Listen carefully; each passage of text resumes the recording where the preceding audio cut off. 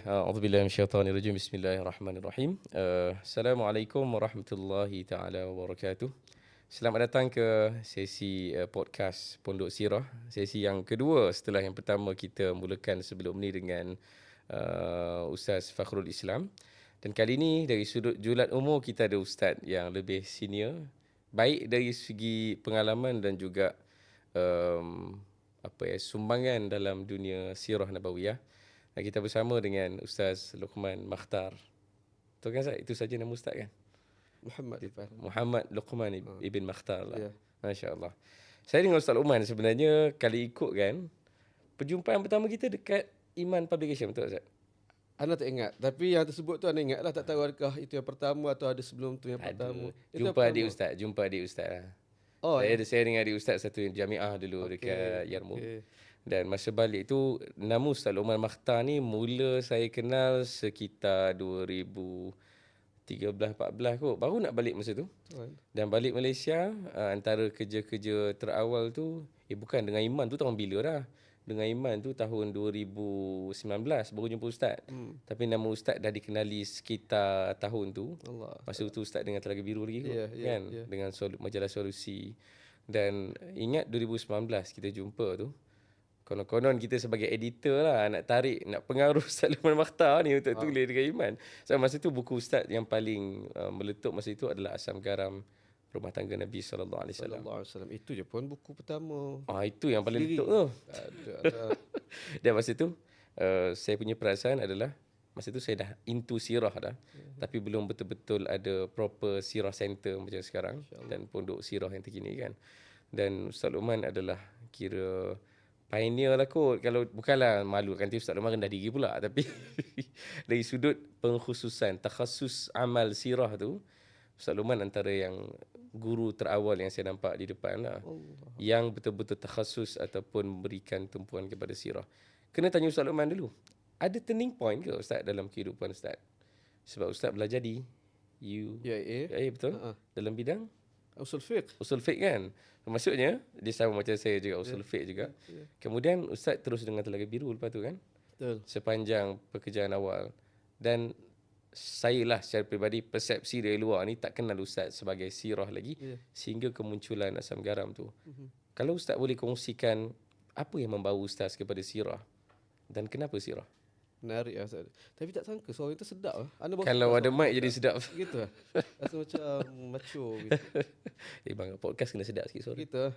Ada suara anda sedap ke tak? Anda kuliah. Baik, terima kasih Ustaz Khubat. Ya, siap. Sambutan.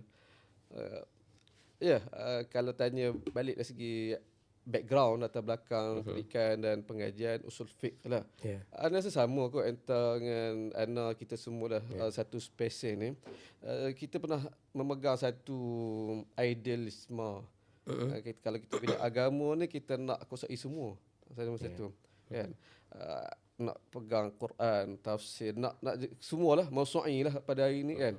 Tapi apabila nak ambil pengajian di peringkat sarjana muda dulu, kita cari yang paling challenging.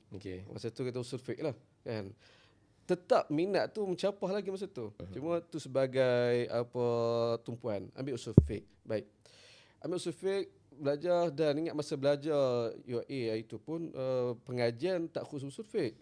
Tak ni, anak minat sirah, minat masa tu isu akidah mai balu juga kan. Dia pendek cerita, apabila mula kerja di Telaga Biru, baru kita kenal realiti. Kenal realiti dunia industri penerbitan, percetakan ni macam mana berbeza kan. Dia membawa kita mengenal realiti lah. Dan umur pun makin bertambah kan. Jadi anda fikir panjang umur aku ni adalah 20-30 tahun lagi kan. Masa tu pula ni kita kena ambil faedah jugalah. Orang kata hikmah dhalatul mu'min kan. Pareto principle. Kita dengar 20% kan. Fokus pada 20%, sesuatu akan menghasilkan 80% kesan kan. Anda tak tipu. Itu antara, kalau sebut turning point, itu antara benda yang mencetus.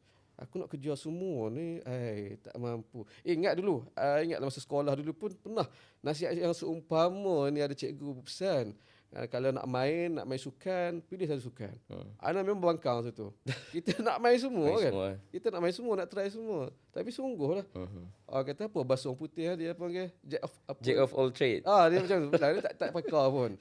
Jadi tak nak mengulangi dengan satu atau kesilapan sama, dan kita nak orang kata meninggalkan kesan yang lebih lagi, nak beri tumpuan dengan sumber yang terhad. Ana duk fikir-fikir. Dia tengok pada diri kita lah. Kita dalam cabang ilmu yang ada, fiqh ada sonok, fiqh sufi ada sonok lah. Perbincangan akidah sonok juga. Perbincangan hadis juga sonok. Tapi pada masa anda buat keputusan tu, 3 perbincangan ni dia kena kata kental sikit lah. Dia melibatkan perbezaan pendapat. Kita suka kawan semua. Kan? Bergaduh kan ada tak selesa lah. Tahu lah kita ambil lah pandangan-pandangan yang kita pegang kan. Tapi untuk kita jidal, untuk kita berbahas tak boleh. Tak boleh tidur malam. Ada orang suka macam tu kan. Jadi cara pandang sirah kot kurang sikit lah. Satu kena pula dengan minat. Minat. Selama itu pun memang minat yang tak pernah kata luntur ialah nak tahu tentang Nabi lah. Nabi. Ada tak tahu orang lain, tapi masa belajar dulu you usul fiqh, kita ambil usul fiqh. Tapi kitab Syifa anda habis baca dah. Syifa. Habis baca sendiri dan bukanlah nak angkat nak kata tidak. Tidak ada requirement, tidak ada tuntutan pun. Tapi kita baca seronok 2 jilid. Baca tu dia tak hilang dari situ. Ada siap terjemah, ada sebab dia terjemah. Ada terjemah dia tu mari. Itulah kemuncak masa pesta buku. Masa Telaga Biru lah. Anda kena buat keputusan ni. Nak menuju ke depan ni, aku kena tumpu pada satu bidang. Yang tu sirah cerita dia. Kira power lah saya Syifa sebab universiti pun fiqh sirah lah. Tak Syifa tu maksudnya kira dah level kita tradisi kan. Jumpa pun secara bukan tak ada orang tunjuk, tak ada apa, kita baca kita bersyifa kita apa qadiyat baca. Menarik. Gitu nak banding Ni sebelum Telaga Biru Ustaz. Mana? Yang Ustaz maksudnya nampak sirah sebelum Telaga Biru ke ketika Telaga Biru? Situ masa belajar lagi. Kita duk minat tu sini. Syifa masa belajar UA lagi tu duk baca. Cuma Telaga Biru tu yang ketika itu aku kena buat keputusan untuk nak tumpu, nak khidmat untuk apa, untuk apa. Itulah Syah. Dan di Telaga Biru juga jumpa Ustaz Adin. Ustaz Adin betul. Ya, kita jumpa lepas ni dengan Ustaz Adin. Kita jumpa dia. Okey. Asam garam rumah tangga Nabi sallallahu alaihi wasallam. Kitab kita namakan kitab dah Ustaz, bahasa Arabnya kan. Kitab tu dah 3 jilid Ustaz. 4 dah. 4 ke? 4 dah. Sorry Ustaz, baru dapat 3 kat rumah tu. Nanti kita cari satu litan lah, kita beli je pun Ustaz. Cuma asam garam ni dia adalah abwab dalam dia macam kalau kitab hadis tu dia sebenarnya satu bab lah dalam kitab hadis kan. Dan kebanyakan kitab hadis kalau dia susun dia punya kitab dan juga abwab tu dia susun riwayat. Saya tak pasti adakah ada kitab hadis yang letakkan bab-bab semacam buku Asam Garam Rumah Tangga Nabi sallallahu alaihi wasallam. Sebab susunan tu bagi saya dia agak contemporary jugalah. Sebab biasanya kitab hadis dia akan letak biografi tentang ummahat adalah kan. Tapi bila ustaz pilih Asam Garam tu, benda tu sangat rare lah.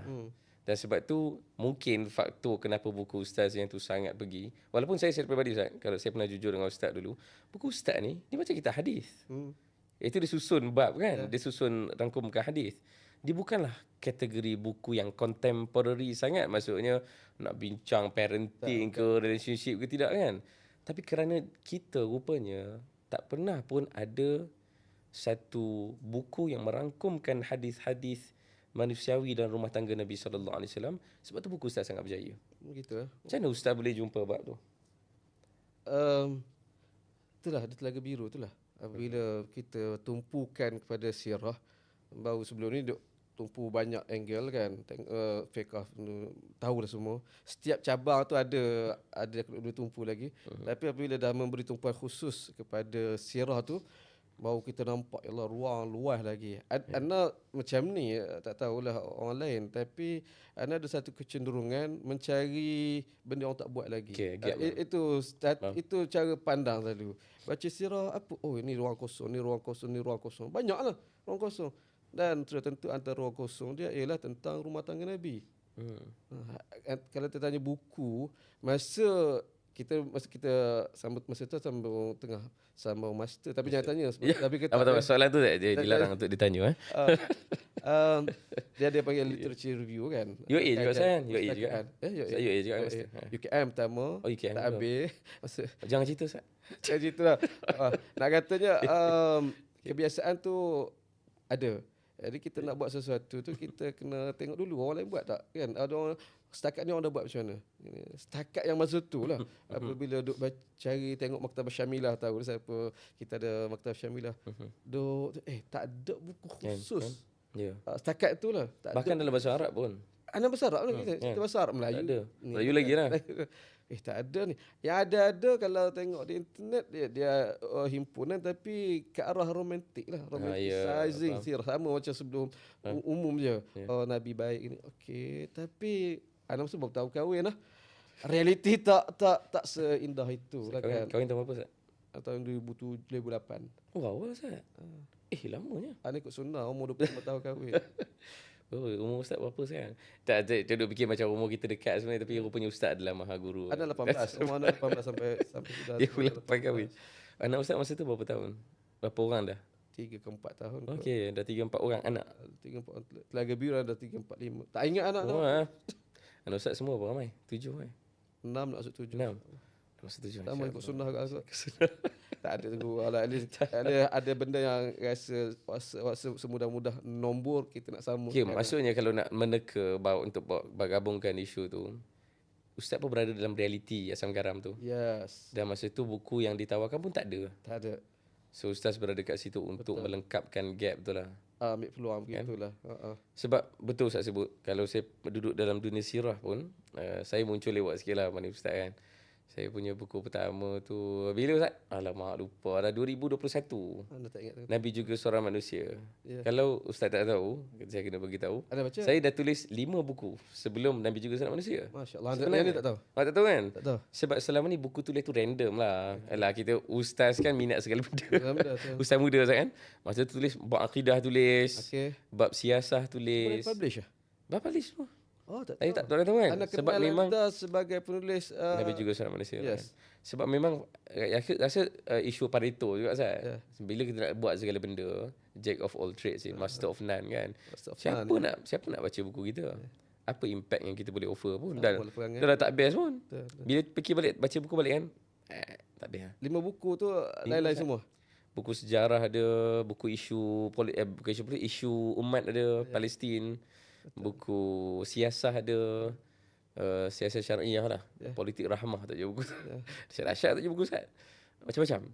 Tapi akhirnya mungkin jenis saya tu lewat 5-10 tahun daripada Ustaz. Tahun 2021 tu lah akhirnya ambil satu percubaan untuk menulis buku pertama, Nabi juga seorang manusia. Dan sama macam buku Asam Garam kot, tiba-tiba wow. Dan dia puncanya sama juga di fasa kita mencari sudut manusiawi dalam kehidupan kita tu, bertemu dengan Nabi SAW. Dan Ustaz antara yang sangat membantu masa tu. Saya ingat tu Ustaz. Saya mesti lupa kan. Ustaz Luman antara yang terawal lah sambut buku tu kan. Walaupun dapat hadiah buku tu, tapi sokongan Ustaz tu luar biasa lah. Sebab anak melihat bukan. Sebab anak tahulah, anak tak kita membaca tapi tak kuat membaca macam orang lain. Jadi kena sebut spesifik macam Adin. Sadi lain. Sadi lain. Jadi kita melalui sesuatu tu dalam keadaan tadi kita tak tahu punya ada orang dah sama ataupun tidak kan. Apabila itu tumpu baru kita tahu. Jadi isu dia apabila hantar keluar buku tu, ni sama macam yang anda rasa. Sudut apa? Sudut sirah Nabi ni kita nak kena manusiakan dia. Kita baca sirah sebelum pada ni dah baca sirah ialah benda baik-baik pasal Nabi kan. Memang sirah Nabi baik. Nabi tu memang sudah tentu watak paling baik.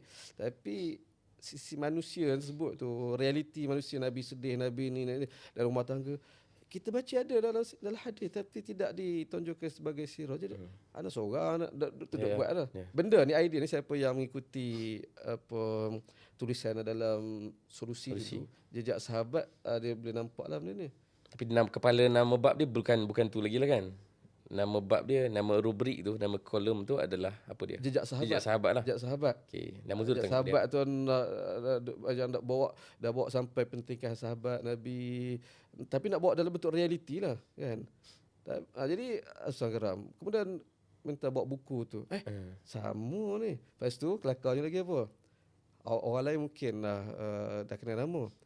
Tapi ana kenal Syekh Yasir Qadhi dalam 2-3 tahun ni ya. Ya, masya-Allah. Dan lepas tu ada baca dengar. Sama pemikiran. Ya. Atau kata kalau lepas ni orang nak kata Ustaz tiru Yasir Qadhi, dia boleh kata tapi ada baru kenal 2-3 tahun ni je. Tapi makna kita bukan kesorangan lah. Lepas tu ada seorang lagi je. Apa dalam YouTube ana ikut juga historiun. Oh, historian. Bab yang sama juga yang macam sirah yang kita nak. Sirah yang reality. Tu entah nak sebut kembali kepada yang tersebut tadi. Ada orang lain lagi ni. Ustaz Din datang masuk pula. Ustaz Adin. Ustaz Din pula. Jadi insya-Allah kita kena sama-sama ke depan lah. Sudut manusiawi ni, tak tahu kalau Ustaz boleh respon ni kan. Antara sebab saya pilih sirah juga adalah sebab sudut manusiawi ni lebih senang dicerap melalui sirah. Fiqh pengajian dia berbeza sikit. Bahkan mengaji tafsir dan syarah hadis pun kita akan banyak tumpukan teks. Tapi sirah dia adalah story kan, cerita. Sebab tu antara faktor yang akhirnya saya pilih sirah juga adalah sebab sirah boleh offer benda tu. Sirah boleh tawarkan kepada kita. Sirah adalah hadis juga lah sebenarnya kan, adalah Al-Quran juga kan. Tapi kerana dia cerita, dia akan memberikan gambaran yang lebih cukup untuk bagi tahu yang betapa manusiawinya lah Nabi SAW dan para sahabat. Ya, kita tengok cara arah mana kita nak bawa kan. Itu kita betul-betul kalau kita tuju ke arah apa yang masyarakat akan dapat lah. Terus ke situ kan. Tapi kalau kita ambil juga cara ke belakang, sirah satu ilmu yang memerlukan tahap intelektual yang tinggi juga. Kena ingat macam tu. Jadi kita kena imbang sebab dia memerlukan pengumpulan data, analisis data. Ini satu topik yang lain ni. Sebab rasa antara yang persepsi orang kepada sirah adalah subjek mudah skor ni. Yes. Siapa-siapa boleh mengajar sirah. Saya boleh mengaji, saya boleh mengajar. Tak, bukan. Tak boleh. Sebagaimana perlukan satu tahap intelektual dalam fiqh, dalam ulum hadis, dalam sirah juga begitu. Kalau kita nak bawa ke arah tadi manusiawikan lagi lah sebab diperlukan kajian semasa ini. Adakah usul fiqh membantu Ustaz? Setiap benda kita melalui zaman-zaman yang kita lalu tu ada perkara yang membentuk kita ke depan kan. Usul fiqh sudah tentu dari sudut cara berfikir secara teratur dan tu sudah tentu. Usul fiqh. Saya pun sama Ustaz. Itu usul fiqh juga Ya, usul fiqh Ustaz. Degree sama. Orang usul fiqh ni dia sedar diri lebih sikit. Sedar kejahilan diri tu. Itu. Dan ikut pengalaman lah, bukan nak kata masing-masing orang bidang masing-masing kan. Kita di universiti kan, kita ada orang bidang usul fiqh. Bidang kalau UA bidang akidah kalau ada, tak ada tapi orang tumpuan. Lebih Quran Sunnah. Lain cara fikir. Sebagaimana kalau sains lain, engineering lain. Lain dari sudut tadi kita usul fiqh, kita tak mudah untuk nak merumuskan cepat kan. Orang ini bezalah saya nak tengok ada sahabat kalau dia hadis saja. Dia belajar lain, dia lain lah cakap lain. Begitu. Jadi yang tadi memang usul fiqh membentuk. Ini satu realiti yang bukan memperkecilkan bidang-bidang lain lah kan. Tapi usul fiqh antara dia punya basics kepada usul fiqh adalah kesedaran bahawa kita perlu methods yang cukup rapi sebelum buat rumusan. Sebab sirah ni kenapa dia nampak macam senang? Sebab story kan, cerita. Nabi, contohlah orang sebut Nabi pergi Gua Hira. So maksudnya kita kena cari ruang me time contohnya daripada kisah Gua Hira. Mudah-mudahlah boleh sebut benda tu, tapi orang usul fiqh dia akan fikir, adakah itu me time Nabi? Apakah itu me time tu sendiri pun perlu dikaji. Me time tu apa? Adakah dia distraction daripada reality? Adakah distraction tu bagus? Adakah distraction tu satu terapi? So saya ingat pemikiran usul fiqh ni memang banyak bantu untuk kita datangkan soalan banyak dulu sebelum buat rumusan. Dan sebab tu bila kita sebut premis tadi kan, sirah ni subjek mudah skor, semua orang boleh ngajar, adalah benda yang tak betul lah. Betul. Sangat susah sebenarnya. Tengok betul tadi, tengok angle mana nak tengok tadi kan. Tu ikat sebut tu baru kalau melihat balik buku Asam Garana, itu ialah terjemahan kepada pemikiran usul fiqh. Kita kumpul riwayat dulu. Tu ana minta maaf sampai sekarang. Taqid lah Ustaz, buat kaedah kan. Lepas tu baru ni tu tak buat lagi. Buat kawaid. Orang duk ingat ana ada jalan mudah lepas pada buat buku Asam Garam tu. Ada jalan mudah iaitu dengan jadi konsatu rumah tangga. Okey. Tak tinggi lepas pada tu. Faham? Orang ni. Tapi tak, bukan tu niat ana Ya. pun. Anak kumpul, ana buat satu bayangan kata saya ibarat orang yang buat ubat, yang sediakan ubat prescription. Okey. Dan doktor yang tolong yang berikan tu. Jadi gunakan hadiah-hadiah Nabi untuk warawatan, untuk apa.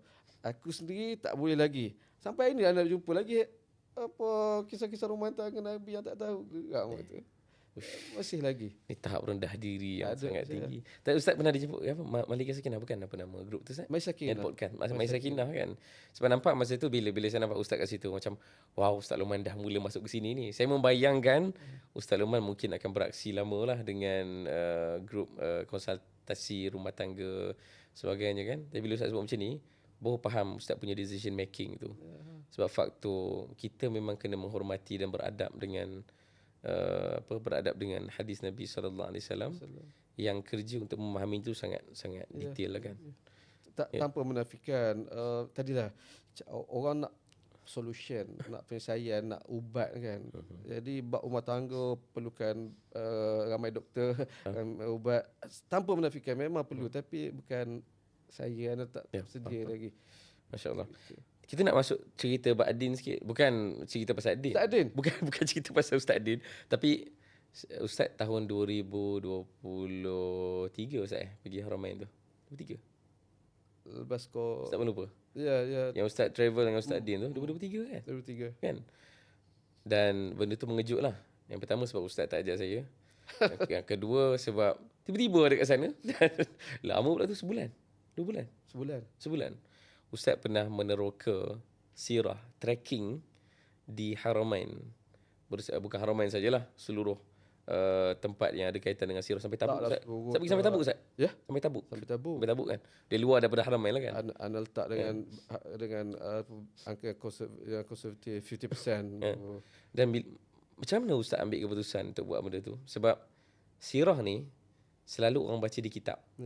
Kalau orang pergi sana untuk tunai umrah pun, mungkin fokusnya lebih pada umrah dan haji berbanding nak cari tempat sirah ni. Macam mana Ustaz pilih untuk pergi sana untuk buat trekking sirah selama 1 bulan dengan kos dan masa semua? Macam mana pilihan tu Ustaz buat? Dia dua benda berbeza tapi bersambungan, berkaitan. Pertama, impian nak buat itu lama. Satu-satu benda kita nak, kadang impian tu diperam lama. Sebagaimana kata minat sirah, nak kaji tentang Nabi tu zaman kita belajar Sufiq lagi, ambil Syifa tu, masa tu dah ada bayangan. Masa tu anda sangat terkesan juga dengan kalau tu buku Syifa, masa tu buku terjemahan apa Indonesia, Atlas Sirah Nabi tu. Siapa? Sami Maghlus. Sami Maghlus. Anda baca habis tu dia punya ni. Ada kata satu hari aku nak pergi setiap satu tempat ni. Jadi impian tu dah ada situ. Masuk Telaga Biru senyap begini ni. Yang boleh buat tindakan pergi sebulan tu, ini shortcut dah, ialah secara spontaneous. Anda bayang begini, Ustaz Adin dia menghilang lama. Ni kembali Ustaz Adin. Dia menghilang lama dari Telaga Biru, dia keluar anak setahun lebih daripada awal daripada anak. Lepas tu dia muncul masa pesta buku 2023 tu, bulan 5. Oh. Dia muncul, saya masa harian duduk. Ni bersatu balik lah Ustaz. Masa baru tu start lah 23. 2023. Itu pertama kali anda buka pesta buku, buka ruai pesta buku, dia pun datang setelah hilang. Yang Ustaz seorang-seorang tu. Yes, okey. Jadi dia cerita dia dah, anda bayang kita kenal dia sebagai seorang ustaz lah dia. Pakai kopiah dulu baik gini, sekarang pun lagi baik lah. Tapi image ustaz itu kan. Kenal dia lepas pada tu, dia main drone, dia main kamera, main apa. Habis pesta buku, ana mai fikir idea. Okay, sebab ana dah cari, sebelum tu dah cari ada dua orang dah cari. Apabila keluar Telaga Biru, buat Asam Garam, kata ada nak pursue my dream lah. Aku nak kaji ma'alim Nabi. anda cuba dengan seorang dua cameraman untuk nak gerak sekali. Kita test lah, sembang, test juga. Ni awal tak boleh pergi ni. Ya. Jadi hold lagi idea tu. Hingga jumpa Sadin lah. Dia pun tak tahu Ana punya ni. Dia drone, dia main kamera apa semua. Habis pesa buku bulan berapa? Bulan 6. Dan sekarang saya bulan 7 kot. Bulan 7 bulan 8 gitu. Ana Sadin, Ana nak pergi ni, nak buat kajian lapangan ni. Jom ikut Ana ni. Saya tak mesti pergi. Itu dengan rumah pun tak ada benda, ada impian kita bincang rumah. Tapi yang ni kira sangat aku tak percaya. Tapi kalau ada tanya adakah puas hati, adakah cukup kajian tu? No, tak cukup. Sebulan tak cukup. Banyak lagi kan. Apa yang membuatkan Ustaz nak sangat pergi? Kalau reverse belakang sikit. Sebab tak cukup ke belajar sirah ni dengan baca je lah sirah. Contoh kan Ustaz kan. Kita baca cerita tentang Nabi terima wahyu pertama, baca cerita Nabi SAW pergi hijrah. Kan baca buku cukup dah. Kenapa nak kena pergi sana? Anda tak tahu orang lain tak ada ni. Tapi kita hidup dengan pada zaman hari ni, zaman visualize. Ada visual. Visual. Sekali ni bukan promosi. Tapi terpaksa buat pengakuan. Layan movie. Jadi movie yang atau filem yang kita layan filem medieval. Kadang aku boleh dapat bayang sejarah Rome, Spartan apa tu daripada dapat bayang sirah Nabi. Itu dia punya setting dia yang dia tak selesa. Nabi aku tak boleh bayang. Bayang kosong boleh lah gitu kan. Kata tak boleh, kena pergi, kena dapat bayangan yang betul-betul bagaimana. Itulah. Dan dulu mungkinlah tidak, tahun 80 70-an mungkin agensi. Tak ada ni. Hari ni kita tidak ada alasan. Bukan tak ada alasan, ada ruang yang luas lagi lah kan. Dan ini juga ruang Ustaz. Ruang untuk kita menyumbang untuk sirah Nabi. Begitulah. Dan Ustaz pergi 1 bulan kan. Saya kalau tinggal rumah, Ustaz saya ni sebabkan sirah ni lah kan. Banyak agensi umrah haji panggil untuk jadi mutawif lah kan. Kawan-kawan duk ajar, bagi tahu je nak design macam mana. Saya paling susah sekali bila fikir anak-anak macam nak tinggal semua. Dan Ustaz tinggalkan sebulan. Macam mana cabaran tu Ustaz? Nak buat keputusan. Dia perlukan sudah tentu ada saya kena terima kasih pada isteri saya. Saya ada perlukan sokongan, kefahaman yang tu. Dan sudah tentu je pada satu tahap anak kita tu dah boleh diuruskan seorang kan. Kalau ada anak yang masih kecil yang ada abang kakak tak boleh nak ni. Benda tu mahu kena sedar, dan ni sirah Nabi juga kan. Dia pun manusiawi jugalah kan. Uruskan. Tak semudah itu. Adakah sebab tu Nabi jadi Nabi umur 40 tahun? Sebab anak dah besar. Tak mainkan Fatimah dah umur 10 tahun kan Nabi jadi Nabi kan. Sama ada 10. Dalam senarai hikmah kan? Anak-anak ni tapi ada kaitan utama. Itu menarik buat bincang lain kan. Tadabbur sirah lain pula. Tadabbur sirah. Kan. Allah. Benda tu macam saya selalu fikir sudut tu lah. Apa benda yang akan mengganggu fokus kita bila buat kerja. Dan kita tak boleh nafikan urusan keluarga dan kerja itu adalah yang paling banyak ambil masa kita kan. Dan Nabi sampai di tahap, ini tadabbur sirah lah kan. Sebab anak Nabi semua dah besar. Fatimah pun paling muda pun umur 10 tahun, dapat 15 tahun kan. Kemudian dari sudut kerjaya pun well established. Nabi dengan Khadijah pun dah lama bangunkan bisnes sama-sama kan, 15 tahun sebelum Nabi jadi Nabi. So ada banyak faktor-faktor yang memudahkan Nabi untuk menerima tanggungan wahyu pertama tu lah. Ini topik lain saya tapi nanti. Tapi bila pilihan Ustaz pergi tu maksudnya dah banyak benda pun dah lega sikit kan. Betul. InsyaAllah. Dan nak kena masuk terus topik terus ke sirah ni. Bila Ustaz sampai sana, sepanjang 1 bulan tu, apa sebenarnya, sebab ni cabaran yang saya fikirkan lah. Saya baca satu artikel, orang gelar Mekah ni Makkahatan. Manhattan lah, Manhattan. Sebab sangat berbeza Ustaz kan. Sebab baru ni apa nama ni, Raja Salman, King Salman, King Salman, Muhammad bin Salman. Muhammad bin Salman, putera diraja. Putera diraja. Anak kepada Raja Salman kan. Dia bagi pengumuman Salman Gate yang nak dibangunkan dekat sekitar Al-Haram kan, dekat Mekah lah. Nak bangun dah jalan dah. Dah on the way dah kan, dengan train semua. Dengan beberapa fasa-fasa pembangunan Masjidil Haram yang sangat dahsyat kan, dengan ada clock tower. Apa yang Ustaz boleh simpulkan perbezaan Mekah dan Madinah pada zaman sekarang dengan zaman Nabi? Dan kita tak duduk zaman Nabi kan, payahlah kan. Lepas tu daripada zaman Nabi nak sampai zaman kita ni melalui fasa tempoh khilafah yang berbeza, sudah tentu perubahan tu apa ni. Jadi tak dapat nak jawab dengan tepat lah. Kita hanya boleh buat andaian. Dan kadang tadilah kita usul fiqh nak mengandaikan tu pun tak boleh mudah-mudah. Orang kadang kita mudah kata okey beza jauh zaman Nabi dengan zaman sekarang ni, zaman kerajaan Saudi sekarang ni buat banyak benda yang hilang. Okey. Tapi antara zaman Uthmaniyah, zaman Abbasiyah, zaman Umayyah tak ada apa-apa ke berlaku. Yang tu kita kena kumpul dulu. Jadi perubahan-perubahan tu kena tengok tu dulu. Kan? Jadi ya sudah tu nak mengukur antara dua zaman tu jauh berbeza, dan perubahan itu kadang bukan keperluan tapi tuntutan dan juga keadaan semasa masa tu. Cuma tetaplah kita sebagai orang yang minat sirah, kalaulah boleh keadaan asal itu dikekalkan seadanya kan. Tapi realiti tidak begitulah. Seawal zaman sahabat Nabi dah bertukar. Kita ingat kalau kita ingat apa zaman Sayyidina Osman apabila nak dibesarkan masjid. Reaksi yang sama, sebahagian kata Allah kalau dikekalkan kan. Tapi Hujurat dipecahkan sejak zaman Umar Abdul Aziz kan, Khalifah Umar Abdul Aziz. Jadi sebagai pemimpin, sebagai kerajaan, dia fikiran dia lain untuk menerima masalah awam. Masalah sebagai kita yang kata ada minat yang sentrik kita ni, lain Allah nak kekalkan. Jadi romantis sikit lah. Ada romantis sikit. Tapi sebenarnya ni ubat, kita cakap mudah. Kalau anda boleh diundur waktu, preserve atau pengekalan itu boleh dilakukan dengan lebih baik.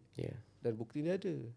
Kan kita tengok di barat, pada zaman dia mereka yang sekarang ni menerajui zaman moden manusia. Tapi kalau contoh Britain semua, tapi British Museum tu kan, tengok dia kekalkan dengan lain. Mana pernah duduk di sana kan, di Scotland. Saya buat apa kat sana? Ada sekolah ikut ayah belajar lu. Okey, kecil dulu. 3 tahun anak 3 tahun daripada kata ni darjah 5 darjah 6 tinggal 1. Ustaz boleh cakap orang putih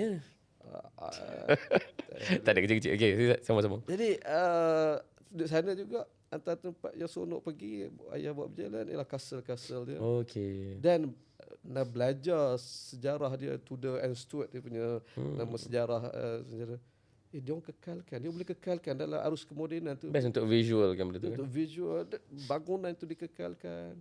Ada cara. So saya cuba bayangkan kan, kalau lah kita datang Makkah lepas tawaf tu kan, lepas sa'i, kita keluar kan, boleh tengok kawasan yang mungkin dia letak cermin ke apa, dan bawah tu adalah rumah Nabi SAW. Dia punya feel lain kan, pulang daripada Mekah kan.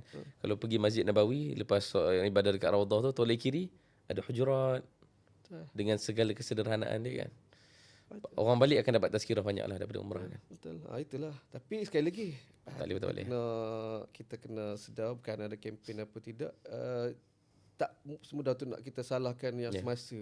Kita tahu perubahan tu berlaku bila kan. Itulah benda dia. Di zaman berzaman lah. Tapi sekarang ni apa pun orang tidak gunalah kita untuk menangisi yang benda yang tak boleh buat apa dah. Ke depan ni, apa yang ada kita buat. Ya, ke depan. Dan anda percaya tak? Anda duk ingat satu ketika, anda duk ingat kajian ma'alim ni kita tak ada lah sekadar nak mengekalkan yang ada, nak ni. Tapi bila pergi sebulan masa tu, kita banyak juga pergi ke pustakaan-pustakaan. Ada kajian-kajian semasa. Yang bersifat lapangan tu, bukan sekadar jejak tapi archaeological punya study lah. Tak sampai tahap tapi begitu. Antaranya apa saya tak ingat, tapi di antara nama belakang Syanqiti lah dia tu. Bukan Muhammad Amin Syanqiti tidak, tapi orang sebelah sana lah juga. Orang Mauritania. Mauritania juga. Kadang begitu kita nampak orang yang minat sirah, minat kajian lapangan ni, kadang kita orang duduk jauh-jauh ni lah. Mungkin orang duduk setempat tu dia tak apa tak rasa sangat dah tengok tiap-tiap hari kan. Dia dalam buku dia, nak beli buku dia ada dalam maktabah. Kau beli tak Ustaz Adil? Buku dia jejak tentang hima Nabi SAW. Padang Ragut. Padang Ragut dia jejak. Riwayat ada kan? Di kumpul riwayat tu dia jejak. Kata wow. Dan Itu antara, kalau secara umumnya, antara kawasan yang tak terkesan dengan pembangunan. Padang Ragut pada zaman Nabi kecil ataupun pada Di Madinah ni. di Madinah, Padang Ragut di Madinah lah. Madinah. Kan Nabi untuk zakat Nabi, Ya. kan Dia letakkan dekat satu tempat tu. kat mana ni. Kemudian ada peristiwa-peristiwa dia kan, pembunuhan, kena bunuh, yang kes apa orang Raniyin bunuh. Semua berlaku kat situ tu. Mana kat Padang mana, tapi nak kata ni satu institusi lah. Satu institusi yang perlu dipelihara lah. Ada kajian tu. Ada terfikir, masya-Allah. Yang menarik lagi, ada buku tentang apa, tumbuhan. Tumbuhan di Madinah. Cuma tak baca lebih mendalam, tapi terfikir, adakah tumbuhan yang ada sekarang ni Tumbuhan yang sama. ada tumbuhan yang sama? Kan sebab tentang Ha. betik, tentang Nabi. Menarik lah, begitulah. Wow. Sebab selalu kita meneka-neka kan. Contoh macam kita baca hadis tentang kucing, tentang kata kat rumah Nabi ada ayam putih lah apa. Sebahagian riwayat lah kan ada sebut pasal benda-benda macam tu. Tapi kita membaca riwayat tu secara berasing daripada kajian khusus. Contoh macam Ustaz sebut tadi. Saya pun baru tahu ni ada kajian khusus tentang tumbuhan, flora dan fauna zaman Nabi sallallahu alaihi wasallam kan contohnya. Kan benda tu sangat best kan? Sebab kita boleh visualize makanan apa yang Nabi akan makan. Makanan apa yang Nabi akan nampak kat pasar kan. Haiwan apa yang biasa melintas depan Nabi sallallahu alaihi wasallam. Berbanding daripada kita hanya baca satu hadis yang kita fikir Nabi tiap hari nampak kucing saja contohnya kan. Benda tu menarik lah. Betul. Dan ni usaha dan ni kalau siapa yang minat kita, Ana mendoakan ramai lah lepas ni peminat-peminat sirah, sebab ruang kajian terbuka luas.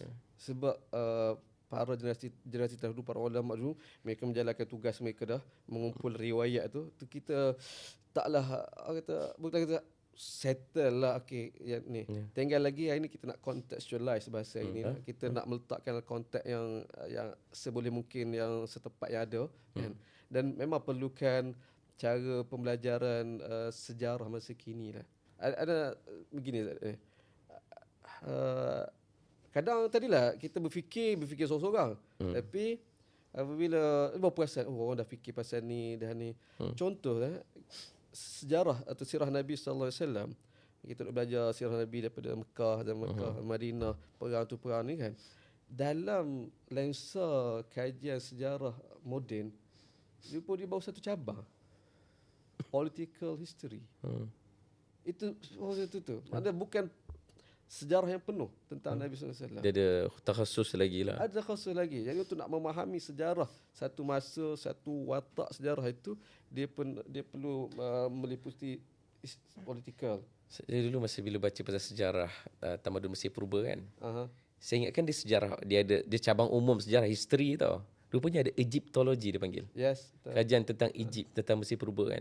Patut sirah ada siratologi. Siratologi. Kan? Tak, saya macam fikirkan benda ni. Kenapa sirah tidak ada disiplin khusus, ada center untuk kaji? Dia kembali pada soalan first tadi, sirah ni makan free. Macam subjek yang senang, buat apa nak kena ada center? Padahal banyak sangat benda boleh study pasal sirah. Secara rangka, kalau sebahagian UCT, sirah tu dia masuk dalam hadis, dalam kajian hadis. Kan? Dan itu pula membawa kepada isu metodologi pula lah. Penilaian riwayat sirah ni sama penilaian riwayat hadis ataupun tidak. Dia tidak ilmu yang tersendiri. Dari itu kita kena usul lebih. Soalan random Ustaz terfikir. Sebab tadi kita dah masuk topik teroka ni.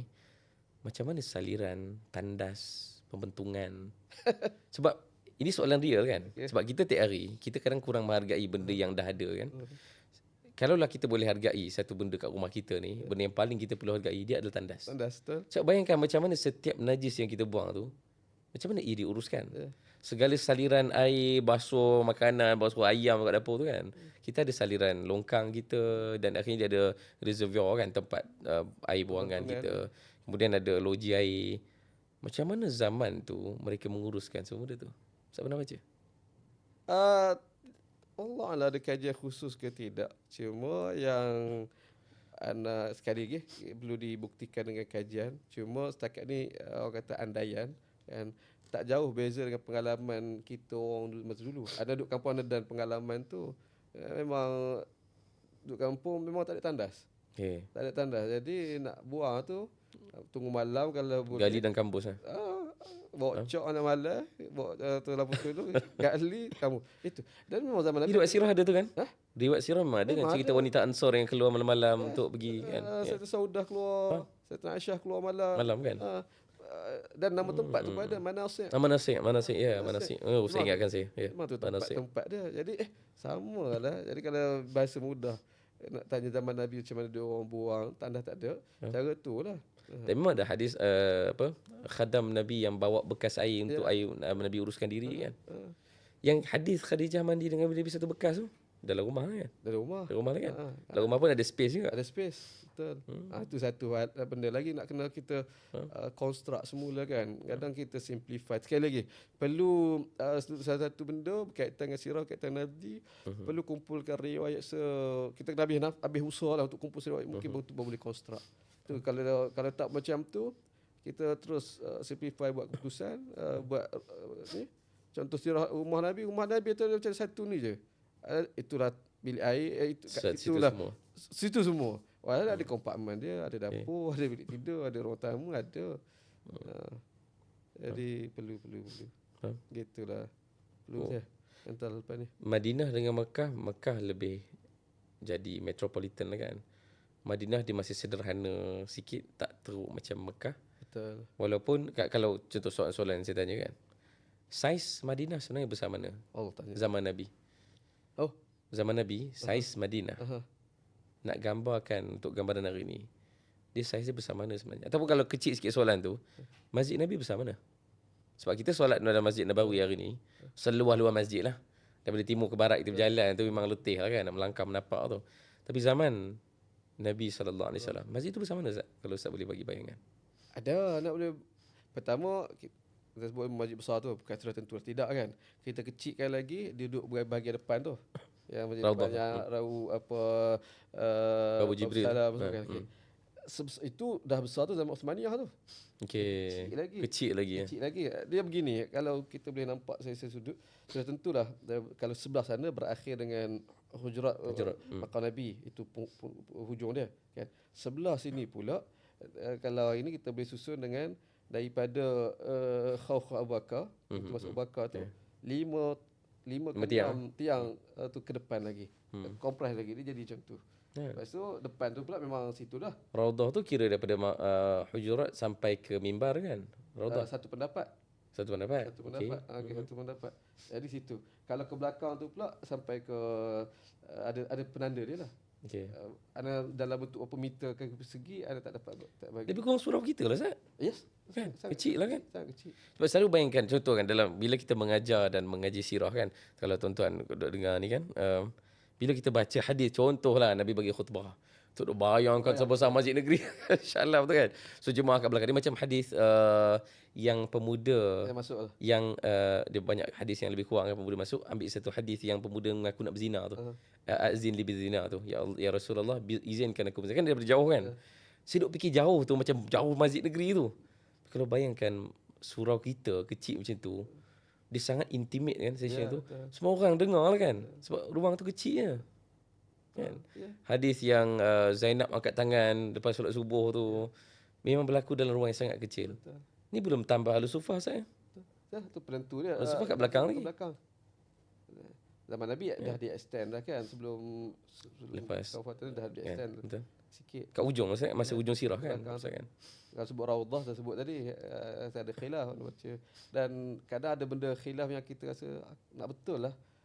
Sebab kalau kata kita pendapat yang masyhur lah, apa di antara rumah aku dan mimbarku tu dah bubuk sempit tu kan. Syekh apa Antar Sulhi, Dr. Antar Sulhi dalam buku dia pun dia kata, boleh ada pandangan lain yang meluaskan lagi di antara rumahku dan apa mimbar kan. Rumah yang mana? Rumah yang mana? Kalau pada masa itu bukannya isteri Nabi rumah dia semua setempat situ tak. Rumah Maimunah ke lain. Selatan kan? Dia agak situ. Jadi kalau kira sekeliling rumah tu, boleh kata satu masjid tu lah sebenarnya. Tu jadi membuka harapan sikit. Menarik. Tak visualize ni tu Ustaz sebut tadi. Bila baca sirah tak dapat nak visualkan. Bila nak visualkan apa kalau tak tahu kan?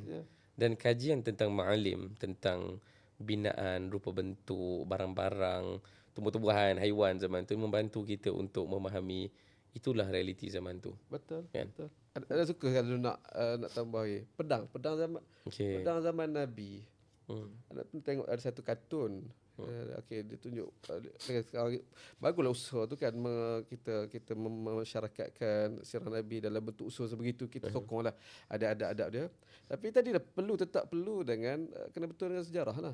Paling tidak. Tak payah pedang. Okay, di gambar pedang tu pedang lengkung. Kan? Allah tu pedang Arab tu. Damascus steel pedang lengkung. Tapi ya tu dah jadi image itu pedang Arab, pedang Islam. Tapi zaman Nabi bukan tu pedang dia. Tu kemudian kan.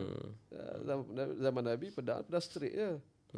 Sekali lagi tadilah data sirah kena tengok. Betul. Pedang terbelah dua semua tu. Ya, tu. Tu satu kes lagi. Ada riwayat dia. Memahami, Dia macam satu lagi sudut, macam Ustaz pun biasa buat explore museum kan.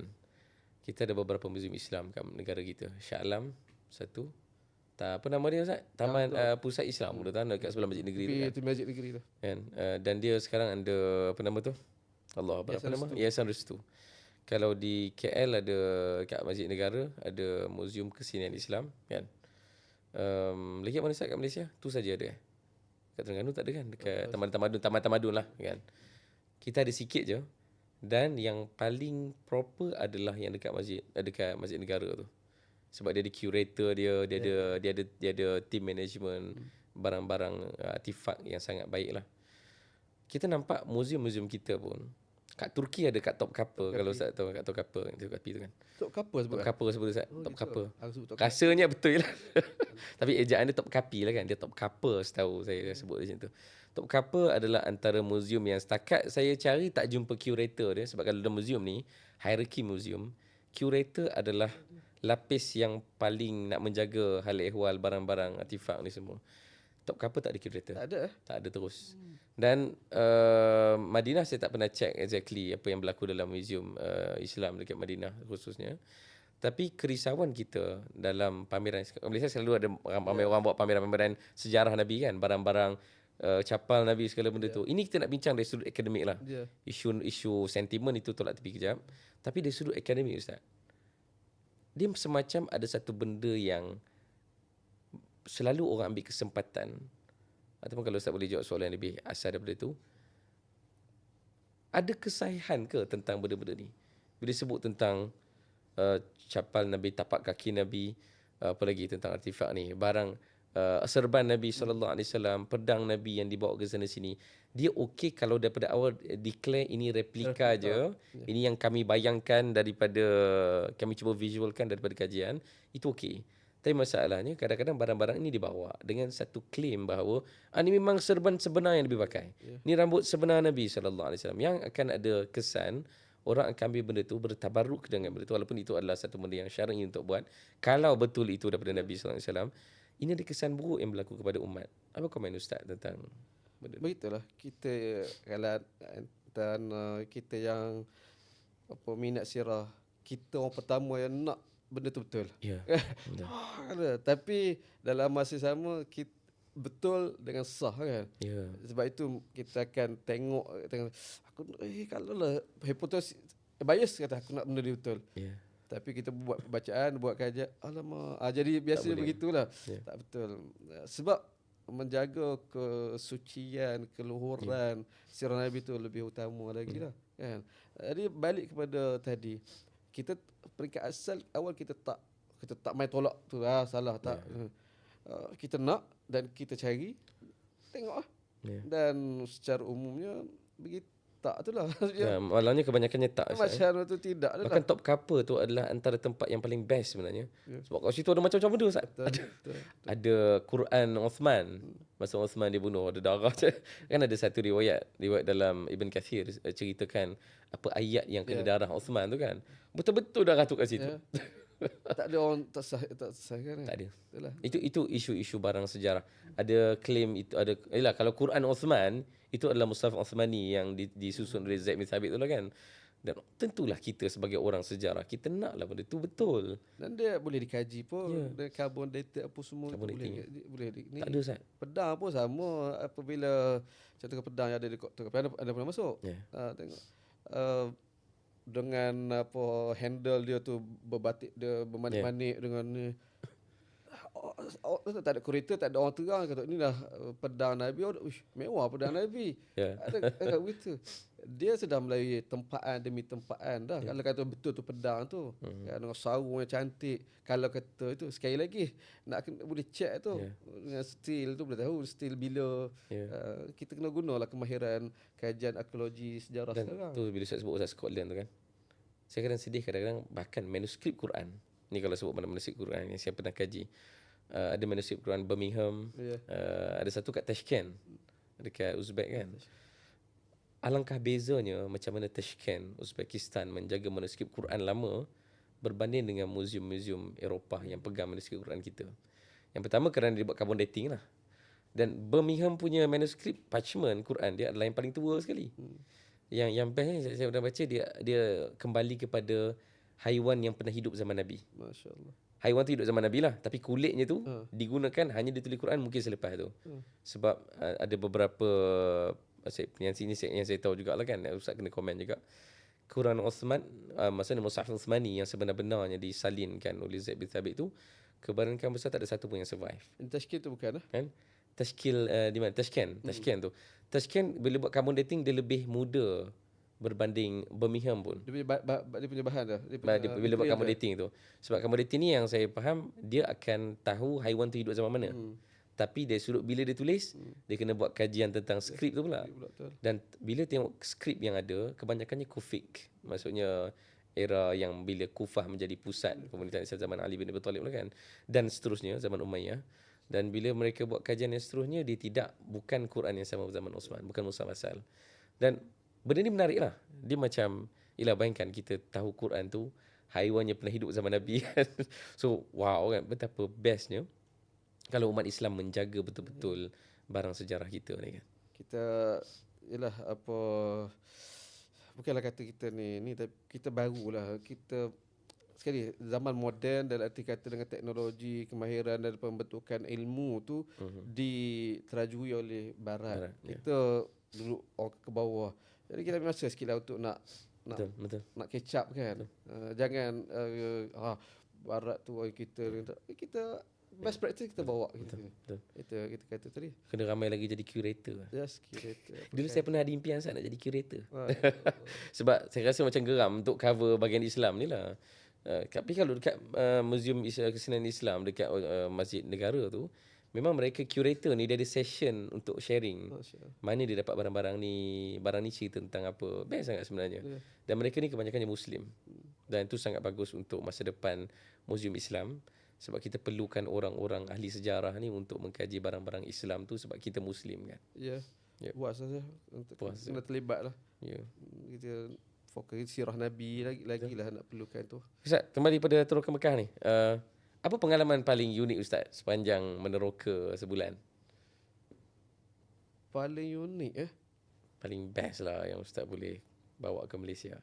Banyak tak terfikir nak senaraikan. Kena pilih. Cuma kalau kata paling tak dijangka lah. Kadang yang paling best tu benda yang tak dijangka kan. Ada jumpa tinggalan Ain Zubaidah kat Hunain tu. Yang tu. Ain Zubaidah. Sekali tu tak jangka, kita tak terfikir, kita nak kaji sirah Nabi kan. Tapi jumpa perkara yang tak kaitan sirah Nabi tapi kaitan sejarah sejarah Islam secara, dan dia masa tu tak apa orang kata dibuat-buat, dia impression, memberi impresi yang mendalam. Ain Zubaidah lah. Jumpa di Hunain. Saya kena cerita sikit Ain Zubaidah apa? Kang Ain Zubaidah Ain Zubaidah sistem saliran. Kan. Pertama Zubaidah ni permaisuri zaman Harun al-Rashid lah. Zaman Abbasiyah. Kita semua tahu. Zaman Abbasiyah, zaman keemasan Abbasiyah, dan orang kata khalifah yang paling terkenal Harun al-Rashid. Yang orang kenal Zubaidah lah. Permaisuri dia kan. Harun al-Rashid ni sinonim juga dengan apa nama tu? Library Ustaz? Darul Hikmah. Darul Hikmah. Baitul Hikmah. Baitul Hikmah. Jadi Ain Zubaidah yang menggerakkan dan projek swasta, projek peribadi untuk buat saliran air di Mekah. Ia dua projek sebenarnya. Ain Zubaidah dan Darb Zubaidah. Oh. Duduk di Mekah. Ain Zubaidah ialah saliran secara umum lah, boleh rujuk balik semua bagi gambar secara umum. Saliran air daripada Arafah ataupun dia cover Arafah ke Mekah untuk hujjaj, untuk haji kat situ. Dah ada keperluan lah kan. Tinggalan dia masih ada di kaki bukit Jabal Rahmah kan. Itu Ain Zubaidah. Darb Zubaidah ialah orang kata dia tak mesti dia adakah dia bersambungan, tapi dia satu sistem orang kata reservoir, satu sistem takungan air sepanjang jalan haji dari Baghdad ke Mekah. Jadi ada tu. Dahsyat. Ada. Biasa orang tahu yang train tu je. Hijaz tu. Hijaz Railway tu Osmaniah kan. Dua-dua ni ada persamaan. Dahsyat. Dua-dua ni ada persamaan. Dua zaman beza Osmaniah dengan Abbasiyah kan. Dua-dua ada persamaan dari sudut ini semua projek wakaf. Dan kat situ kita nampak. Masya-Allah. Kekal lah benda yang wakaf. Kadang-kadang kita terlupa air benda yang susah kan di Mekah kan. Kadang kita bila baca hadis Nabi ambil wuduk tu, para wanita pergi manasik kan nama manasik kan. Kadang-kadang kita terlupa yang air ni yang kita dapat kat pipe kita tu zaman Nabi sangatlah susah. Ya. Dan cara nak ambil air dia di mana kan. Begitu je. Cerita Fatimah yang mengadu pada Nabi kan, dia nak uruskan air sebab dia nak hamba kan. Dengan khirbah tu. Dengan khirbah betul. Masya-Allah. Jadi begitulah Syekh. Banyak-banyak benda lah kalau kita nak sembang sesirah lagi. Dah perlukan lah. Anak sendiri tak mampu seorang ni, kita kena ramaikan komuniti jejak sirah. Luaskan jemaah kita. Luaskan jemaah. Jemaah pondok sirah. Ya, dan sebab bila pondok sirah memilih topik-topik untuk dibawakan sebagai satu silibus kami dulu, kami lah duk bincang fikir apa semua kan. Sebab apa yang kita tawarkan adalah full experience sirah tu. Masya-Allah. Full experience tu adalah nama canggih dia Sirah 360. Sirah 360 nama canggih dia kan. Sebab sebenarnya nak bagi orang mengalami pengalaman penuh sirah. Dan kita fokus kepada beberapa faktor sejarah lah kan. Sejarah ni tentang manusia, tentang zaman, tentang lokasi. Dan masa tu duk fikir macam mana kita nak lengkapkan experience ni. Kita perlukan seorang yang boleh bawa soal dunia fizikal sirah. Tu yang topik ma'alim tu, cari seorang. Dan fikir siapa yang paling passionate, paling teruja pada ma'alim ni. Duk fikir ustaz terus. So, memang Ustaz Luman ni memang kita pilih tu sebab supaya bawa topik-topik ma'alim. Ustaz kena menjadi imam kami bab ni. Sebab Ustaz, saya pun minat sangat topik ma'alim ni, topik asar. Tapi bila kita tak betul-betul fokus khusus, tu yang sebab pada ustaz tu tak beranilah nak claim macam-macam. Walaupun contoh, saya pun ada buat kelas tentang rumah Khadijah, Darul Khadijah dekat Mekah kan. Tapi sumbernya hanyalah buku tu lah. Siapa nama tu Ustaz? Yamani tu. Dia Allahu Akbar. Sebab dia menteri oil and gas Saudi kan, yang dia buat kajian arkeologi. Bukan dia lah, dia sebenarnya ada pekerja semua. Dan dia bersama, dia yang merakamkan, mengetuai projek merakamkan projek arkeologi kepada rumah Nabi SAW di Mekah kan. Maksudnya satu-satunya kelas proper saya buat pasal Ma'alim ni adalah tentang rumah Nabi di Khadijah. Atau berpandukan buku tu lah. Buku tu khusus. Dan juga riwayat yang di share tu lah, kena patah balik pada kitab-kitab asal tu kan untuk cek. Dan benda tu pun sangat menakjubkan lah. So bayangkan kalau kita boleh mengetahui satu demi satu lokasi-lokasi sejarah di Sirah Nabawiyah ni, dan kita cuba untuk Ustaz Luman kena bantu kita kan, apa cerita yang berlaku kat situ kan? Bayangkan masa Umar Al-Khattab bila disebut, boleh kau kita nak sa'i ni kan, sampai turunnya ayat apa, ya Allahu Akbar, inna safa wal marwata min sya'airillah. Masa Umar lalu kat Bukit Safa tu, Bukit Safa tu tinggi mana? Marwah tu tinggi mana? Kan? Ni yang minta bantuan Ustaz Luman ni. Sebab zaman kita tengok dia dah bertutup full. Lepas tu kita pun berlari tu, ketika kita ulang alik Safa dan Marwah tu kan, kita tak nampak pun Safa dan Marwah tu. Kalau duduk tingkat berapa baru nampak dia punya top ni kan. Dan kita kadang-kadang kurang dapat visualkan benda tu. Dan Sirah Nabawiyah ni sepatutnya kena memudahkan visualization tu. Kena ada unsur ilustrasi lah. Ustaz bila menapak dekat Mekah ni, Ustaz kira tak tapak Ustaz tu? Tak. Yalah. Sebab apa? Membayangkan nak kira berapa jarak Nabi pergi Gua Hira kan, Nabi jalan kaki kan. So bila Nabi bertahannuth tu kan, Nabi kan ulang alik lama kan. Dalam riwayat sebut berapa lama Ustaz? 6 bulan ni yang Nabi 6 bulan kan? Sebelum pada tu Sebelum tu kan 6 bulan pun dah start bertahanus kan. Maksudnya setiap kali Nabi bergerak tu kan Nabi jalan kaki kan. Ya. Sebab sekarang ni kan kita naik van, naik coaster nak pergi ke Hira kan. Sebab bayangkan mungkin kalau kat sana tu benda paling best juga nak tahu jarak tu.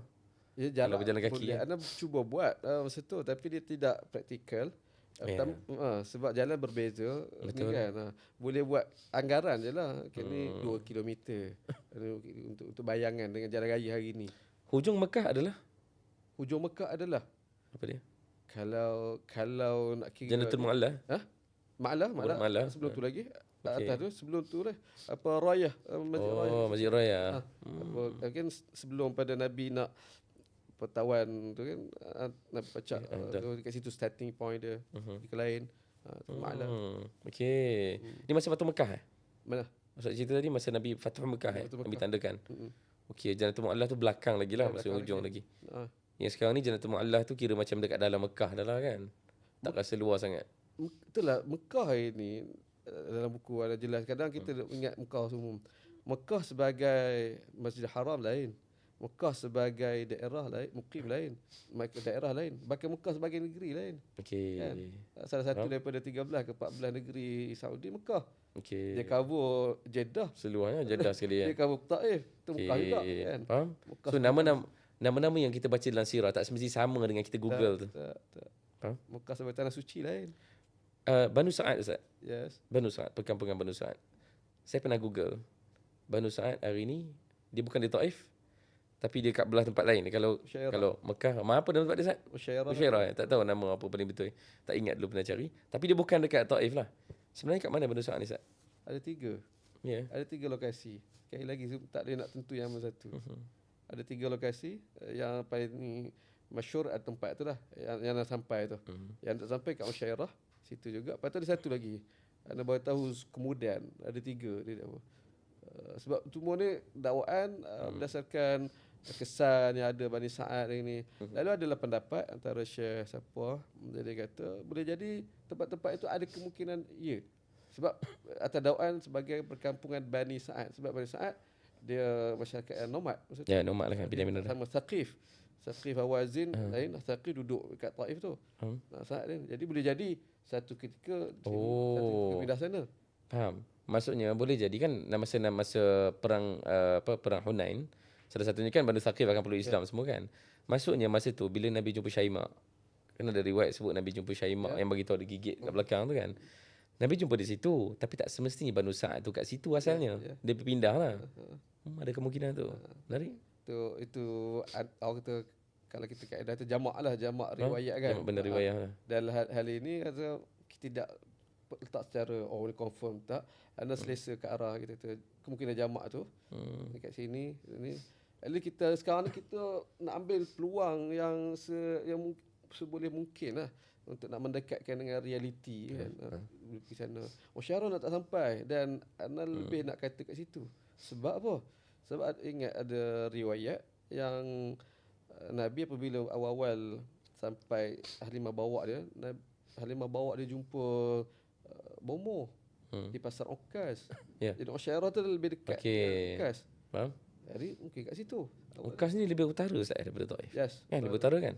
Tu atas lagi ya. Ya. Berbeza. Jadi wow. Tu dia apabila Dia macam kalau contoh kalau baca hadis Taif sendiri Ustaz. Kan Nabi kan pergi Aqabah. Sebab siapa tak tahu jumpa kat mana tapi pernah discuss dengan seorang. Aqabah tu Aqabah di mana? Aqabah. Aqabah dekat Mina tu ke? Aqabah dekat tempat lain? Ada 3 tempat. Ada 3 tempat Aqabah kan? So hadis tu Aqabah yang mana satu? Itulah nak kenal ni. Anda tak tahu kat sana. Sebab saya tengok dalam riwayat masing-masing ada claim masing-masing. Kalau dalam kitab syarah hadis biasanya merujuk kepada Aqabah kat Mina tu. Tapi ada satu pandangan daripada tak ingat syekh mana, Aqabah ni merujuk kepada Aqabah yang dah dekat dengan Taif, kat kawasan lain. So itu pun ada beberapa pandangan. Betul. Menarik. Sebab lah. Betul nak tahu nak strategi jalan. Kalau jalan hari ni Taif ke Mekah, dia tak pergi ke Mina. Dia ikut jalan lain. Dia Ji'ranah. Lepas tu dia terus masuk. Sebab Ji'ranah dia lebih dekat, dia akan tunggu ke Maklah Faham. apa Mina sebelah sini lagi. Sebab Nabi balik, Nabi berlalu Qarnil Manazil kan. Orang Manazil. Qarnil Manazil dekat dengan Jiranah. Kan? Memang tu, itu memang laluan. So lalu adakah nak dia macam ada dua jalan duk fikir kan. Adakah Nabi daripada Aqabah Nabi melencong ke sana? Sekali lagi tidak boleh nak tentukan mana lah. Siapa yang dah mula pening dengan podcast ni kena buka peta sikit sebab kita kena buat lah. Betul. Jadi kalau dapat tengok peta depan mata, kita boleh tahu dia punya kompleksiti tajuk bab geografi ni kan. Itu pun semua bab topik ma'alim juga kan. Ma'alim hari ni dan tu ruang-ruang yang perlu sebab kita kongsi lah. Betul kita nak ni jadi salah satu daripada tajuk besar dalam pondok sirah juga supaya orang dapat terus ke benda tu. Sebab Ustaz Zainal Abidin akan fokus sebab kitab yang digunakan Kaifa Amalahum. Kitab Syekh Saleh Munjid kan. Dan memang ideanya adalah supaya kita dapat memahami macam mana masyarakat berinteraksi zaman tu kan. Social history kan. Macam saya pula akan cover isu kitab tu akan ambil kitab Hukukul Mar'ah. Tapi sebab tengok susunan kitab tu cantik. Sebab tak ada kitab. Saya nak mencari macam mana Hukukul Mar'ah siapa? Allahu Akbar.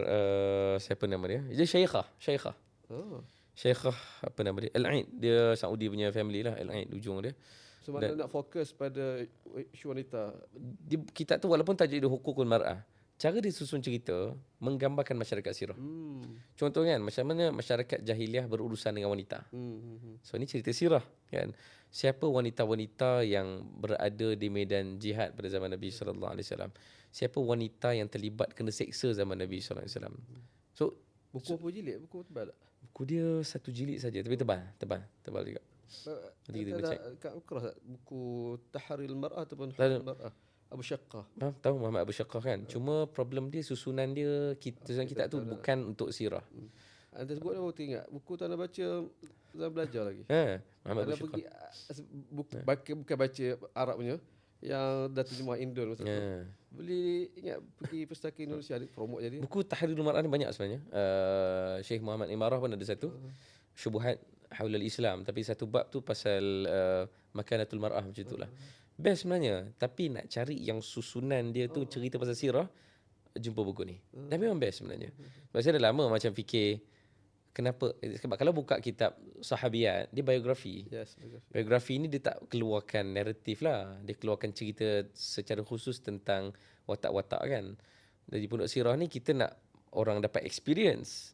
Kalau baca cerita saja, nanti jadi tanggungan kat saya pula. Saya nak kena mengulas dari sudut naratif. Dan benda tu tak adil lah sebab kita tak kaji secara khusus kan. Maka bila buka topik Hukukul Mar'ah ni, baru jumpa kitab-kitab yang disusun cerita perempuan tu. Tapi hari ni untuk ustaz lah, Ma'alim kan. Ma'alim pun kita guna kitab Nasaimul Ma'alim kan. Moden lah. Kitab moden sikit lah. Dan sebenarnya bukan semata-mata nak guna kitab tu lah. Dia sekadar untuk jadi silibus supaya dapat memandu ustaz untuk share. Kita harap ustaz boleh share gambar ustaz kat sana, pergi kat tempat demi tempat ni. Dia supaya, sebab tadi projek ustaz, kita nak orang jadi pejuang sirah sama-sama kan. Sebab sirah ni masih banyak lagi kerja di depan. Kita harap dengan adanya visual, adanya cerita-cerita di lokasi sirah ni, yang pertama orang dapat visualkan lah. Yang kedua orang akan excited untuk kaji lagi. Sebab yelah kita punya tenaga ni terhad. Duit pun terhad juga. Dia malas nak tanya ustaz berapa banyak habis duit kat sana kan. Dia boleh bayangkan, Masya Allah, besarnya kos nak menanggung kan. Bagi angka besar dan ni tak tipu. Tak cuba kurang daripada ni. Ya, kau tak segan nak kita. Bukan nak sebutnya paling tidak orang kita lah. Ya. 50k. Ush, all in. Sebab 2 orang. Sebab memang tu peruntukan ni. Masya Allah, 50k saya. Tu gaji setahun pun tak habis, tak sampai tu. Mana? Kalau gaji setahun fikir, gaji biasa orang biasa ni, setahun pun tak sampai 50 sah. Duit terkumpul buku asam garam lepas tu dah. Allah. Nak tengah recover. Demi sirah Ustaz Mana? Demi sirah lah. Pejam mata masa tu, pejam mata je. Pejam mata je. Masya-Allah. 50k Allah. Tapi tak galak lah. Tapi plan nak pergi lagi ni.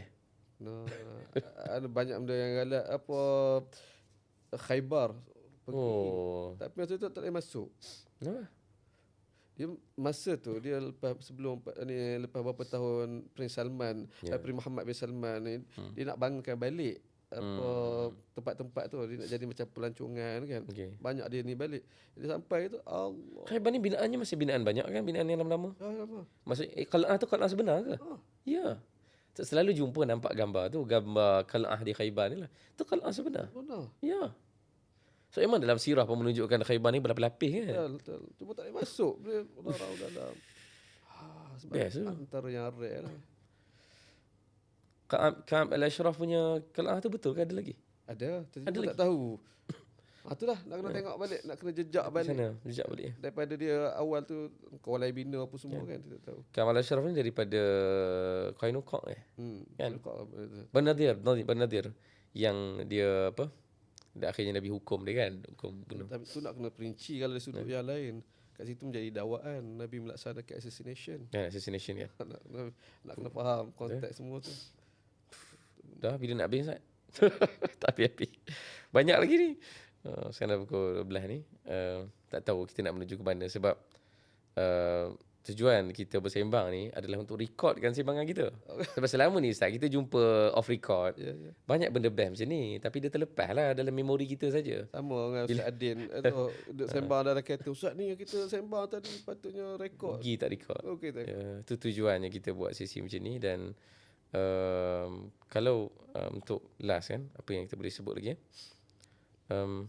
kalau Ustaz boleh pilih lah beberapa kata-kata terakhir untuk Ustaz. Ni bukan terakhir Ustaz. Kita harap kita ada masa lebih untuk dengar apa Ustaz sebut ni. Jangan pendek sangat. Tapi kalau Ustaz boleh berikan 1, 2, 3 sebab ke supaya orang tahu betapa banyaknya manfaat kita mengetahui tentang ma'alim. Kan? Kalau Ustaz boleh sebut daripada pengalaman Ustaz mengkaji sirah sejak daripada majalah Solusi, bahkan sejak zaman UAE lagi kan. Sampai sekarang Ustaz masih mengkaji. Ustaz menulis banyak tentang sirah. Ustaz pergi ke lokasi sirah. Macam mana kita nak menggalakkan kita punya penonton dan pendengar ni untuk betul-betul rasa yang betapa penting untuk kita belajar tentang ma'alim. Masya-Allah.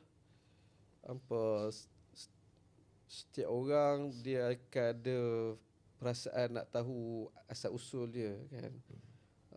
Kaitan kita ni Nabi sallallahu alaihi wasallam. Kalau kita betul nak kenal Nabi, kita rasa makin mendalam dia akan timbul perasaan tu. Macam-macam ni lah. Kita tak pernah nampak atuk moyang kita. Tapi mak ayah duk cerita atuk berasal daripada contoh Banjarmasin, Belanda ni. Dia mari perasaan aku nak satu hari aku nak sampai ke situ. Itu dia semula jadi.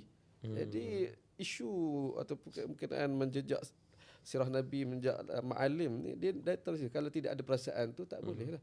Jadi persoalan besarnya ialah tadi ada hati kita tu ada ke tidak, cukup ke tidak, sampai ke tidak perasaan hub Nabi itulah. Bukan mempertikam ada lain orang lain cara memenuhi cinta Nabi itu tak. Tapi secara umum kita sendiri, kita makin baca, makin tahu tentang Nabi, satu masa aku nak sampai lah. Gitu je. Dan hari ni zaman travel. Zaman travel. Jadi dia menjadikan kita untuk tentukan priority lah. Ya. Dia macam hadis la tushaddur rihal lah. Tak, hadis tu Ustaz, dia macam memberikan gambaran kepada leluhur kita lah. Maksud saya, hadis itu walaupun selalu kita tengok dari sudut perjuangan Palestin kan. Jangan kalau kita boleh baca hadis la tushaddur rihal illa ila thalathati masajid kan. Jangan kita ni duk semangat sangat, duk menapak ke mana-mana ni kecuali ke 3 masjid ni. Yang pertama masjid Nabi dulu kan Nabi sebut. Hadis tu. Tak lupa dah. Rasa Nabi sebut masjid Nabi dulu masjid kan. Masjid Nabi SAW, kedua Masjidil Haram, yang ketiga Masjidil Aqsa.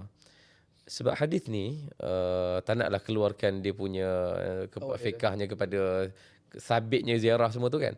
Tapi dia lebih kepada nak bagi tahu kalau kita umat Islam, kita akan sangat tertarik dengan leluhur kita. Maksud jawapan Ustaz tadi sangat konklusif lah sebab akhirnya kita akan mula jatuh cinta dan teringat dengan kampung halaman Nabi kita SAW. Dan semakin kita menerokai leluhur kita, semakin akan kita jatuh cinta lah. Semakin jatuh cinta, semakin banyak manfaat daripada sunnah Nabi yang kita nak lakukan dalam hidup kita kan. So the best lah esok kalau haraplah kan kita ke syurga sama-sama Ustaz kan. Dan kita jumpa sahabat tu, bila nak bersembang tu, banyaklah cerita boleh sembang. Betul. Dia macam nak sembang tapi alamak, baca buku sirah satu je. Tak banyak tahu kan. Maka dia dia memang semula jadi macam tu. kan? Dia, pertama tempat bersembang, yang kedua yang sebelum pada tu kita nak kena aku nak jumpa siapa? Aku nak jumpa siapa? Syurga Betul. dia. Kita berangan itu semua ada syurga. Okey, bahkan buat kelas kan. Pelajar tanya pelajar ni, ada macam saya nak jumpa Umar Aiman lah. Dia akan mari timbul. Sebelum tak terfikir pun belajar sirah nak ni. Semua mari daripada kita lah. Kita sejauh ni kita Kalau Ustaz nak jumpa siapa Ustaz? Selain Nabi SAW. wakar. Wakar? Wakar. Why? Kenapa? Tentu dia. Tak tahulah, jatuh cinta kat dia tu lebih sikit lah. Sekarang tengah buat Madinah Takkan Rubah kan. Takkan Rubah tak utama. Oh, zaman Khalifah Abu Bakar. Salah Bakar. Dia tak cukup kita memberi kredit kepada dia lah. Umat tak cukup beri kredit kepada dia. Tak tahu. Betul tak kalau saya siapa Ustaz? Siapa? Umar Aiman. Mak Aiman lah. Sebab Umar Aiman macam banyak rahsia yang tersimpan Nabi. di tangan dia kan. Sebab dia menyaksikan Nabi lahir sampailah Nabi wafat pun dia tahu cerita kan. Ada buat rumusan tu. Tak tahu setakat ada. Setakat ni satu-satunya orang yang ada masa Nabi lahir dia dah ada. Nabi wafat dia ada. Maksud kata dia ada dekat dengan Nabi tu dia Umar Aiman. Umar Aiman kan. Orang lain tak So, pasti. cerita tak ada Ustaz kan. Mana? Cerita tak berapa nak ada sangat daripada Umar Aiman. Nak Sikit kata je tak lah. ada lah buku anak tu cukup lah kot atau lah ada. Cerita banyak tu lah. Cerita sikit tu ada lah kan. Kalau kisah, kalau riwayat hadis Umar Aiman, apa contoh hadis yang Umar Aiman riwayat? Bukhari ada pasal Yang cerita yang kita tak tahulah, maksudnya yang rare, maksudnya cerita Nabi kecil. Kan riwayatnya kan kita yang kalau riwayat Maghazi dan Siyar tu kan banyak datang dari jalur yang bukan Umar Aiman pun. Dan benda tu macam satu lompong yang sangat buat curiosity saya tu lah. Why Umar Aiman tak cerita banyak? Sebab cerita dia mesti ada banyak pada Umar Aiman. Tu kalau saya kat syurga esok cari Umar Aiman selain Nabi SAW. Umar Aiman lah. Segan lah. Sebab dia dah, tapi kalau fikir Umar Aiman muda segan lah kan. Tapi Umar Aiman ni dah kategori nenek moyang kita kan. Sebut Umar Aiman last sekali lah. Sebut Umar Aiman. Tengok kalau kita menghargai Umar Aiman, patut juga kita menghargai seorang lagi ibu Nabi tu, Fatimah binti Asad. Dia lagi lah tak ada. Dia lagi lah Ansar hero. Betul? Umar Aiman at least Ansar. bandingan dia orang kenal lebih lah. Fatimah binti Asad tak kenal dia. Masuk orang tak kenal pun. Tak kenal dia. Sian. Betul? Dia dah termula terngiang-ngiang kat kepala. Nak jumpa siapa lagi? Fatimah binti Rasulillah lah Ustaz. Ya. Dalam rumah lagi kan. Bagi banyak cerita. Tapi anak nak lebih dengan Sayyidatina Zainab. Why? Dia kan terpisah dengan Nabi Ustaz lama. Ya. Betul dia ujian dia lebih daripada pisang suami. Pisah suami lagi. Dia lebih teruji lah, lebih teruji. Senang cerita semua pun best kan. Semua lah best. Tapi kita macam mana ada preference lah kan. Ya. Tapi kita kena tahulah. Mana? Kalau tak mengaji sirah. Ya. Kalau tak mengaji sirah, tak kenal siapa Fatimah binti Asad, tak kenal Umar Aiman. Maksudnya kalau kenal umum pun satu benda tak cukup juga kan. Apatah lagi kalau kita tak kenal banyak kan. So itulah dia. Apa ni perbincangan ni dia akan bawa ke dunia dan ke akhirat juga. Okey, rasa dah molek cukup-cukup lah ni kita punya perbincangan ni. Akhir sekali adalah tentang akhirnya kita nak bawakan semua cerita ni kepada kecintaan kita pada Nabi sallallahu alaihi wasallam lah.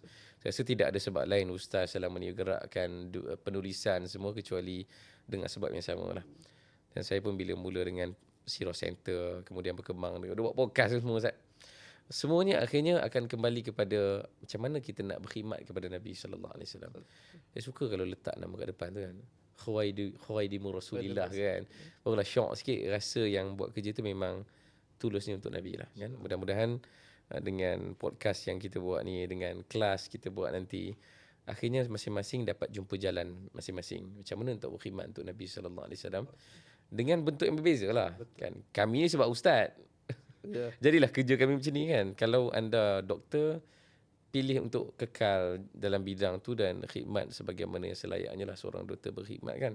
Tapi akhirnya semua dengan sebab untuk kita cinta Nabi sallallahu alaihi wasallam. Allah alam. Ustaz ada kata-kata akhir lagi ke? Ada moga berjaya, pondok menjadi hotel. Ya, funduk. Pondok menjadi funduk. Pondok jadi funduk. Mana kata kembang dan makin megah lah insya-Allah. Insya-Allah. Okay, terima kasih banyak Ustaz Luqman Makhtar. Kalau nampak dekat kamera kita ada buku-buku Ustaz Luqman yang terkini lah. Tunggu bila nak terbit Teroka Madinah. Ni pun Teroka Mekah belum siap lagi kan? Ke dah habis tak? Mana? Ni dah habis lah Mekah dan Taif lah. Maafkan Taif. Lepas ni Madinah je tinggal kan? Madinah jangan tanya tak start lagi ni. So Ustaz ni antara soalan sensitif adalah jangan tanya bila nak siap. bila nak siap itu ini. Tunggu je keluar insya-Allah. Kita doakan Ustaz Luqman diberikan keberkatan masa, kekuatan, kesihatan dan duit yang banyak supaya boleh dapat dilaburkan untuk sirah. Dapat insya-Allah. Itu saja. Terima kasih Ustaz. Kita berpisah dan jumpa lagi dalam episod akan datang insya-Allah. Assalamualaikum warahmatullahi wabarakatuh. Assalam.